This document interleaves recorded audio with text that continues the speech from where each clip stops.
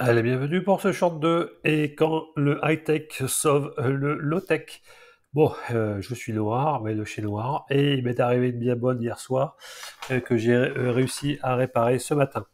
Donc ça concerne mon puits et en fait vous savez que je peux mesurer plein d'informations et vous savez que normalement un puits, vous chargez votre eau, vous la stockez momentanément dans un ballon et celui-ci est contrôlé avec un capteur, il n'y a pas plus low-tech que ça, qui s'appelle la pressiostat, qui, lorsque la pression est trop basse, va actionner la pompe, et quand celle-ci devient haute, quand le ballon est rempli, va arrêter la pompe. Mais il s'avère que c'est ce pressiostat qui a lâché.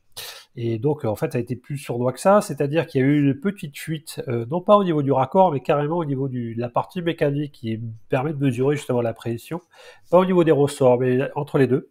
Et il y a eu une petite fuite. Et ce qui s'est passé, c'est que ça s'est commencé à s'oxyder.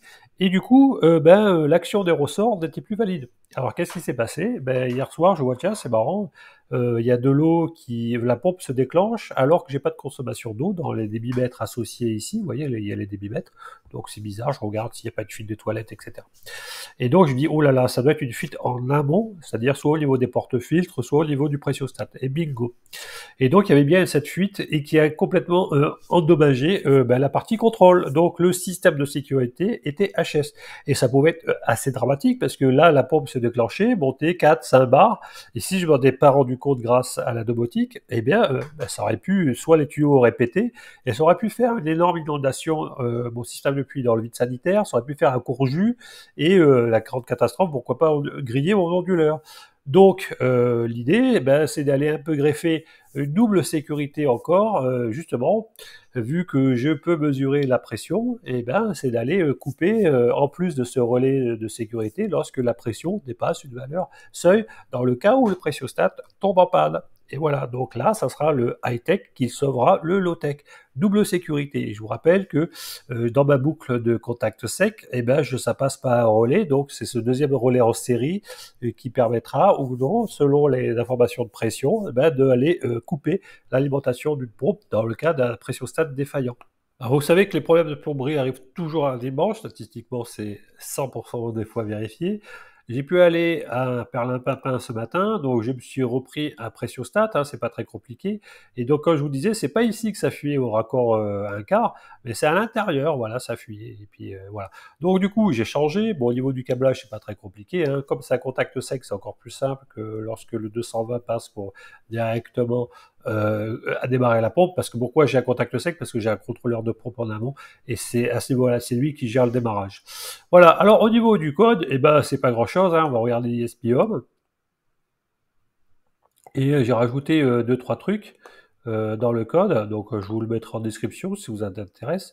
Donc du coup, j'ai rajouté un switch, un template switch, donc l'équivalent d'un input booléen, pour autoriser, démarrer ou non le contrôle automatique. Parce que si je veux l'arrêter, je coupe le contrôle automatique de sécurité pour pouvoir arrêter à tout moment la pompe.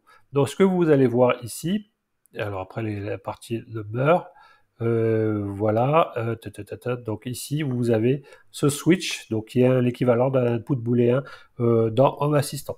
Donc celui-ci va permettre de dire oui, autorise la gestion de la sécurité automatique.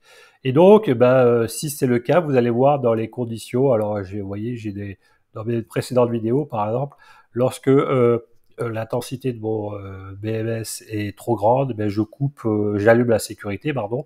Et donc vous voyez en plus, il y a ce nouveau binary sensor.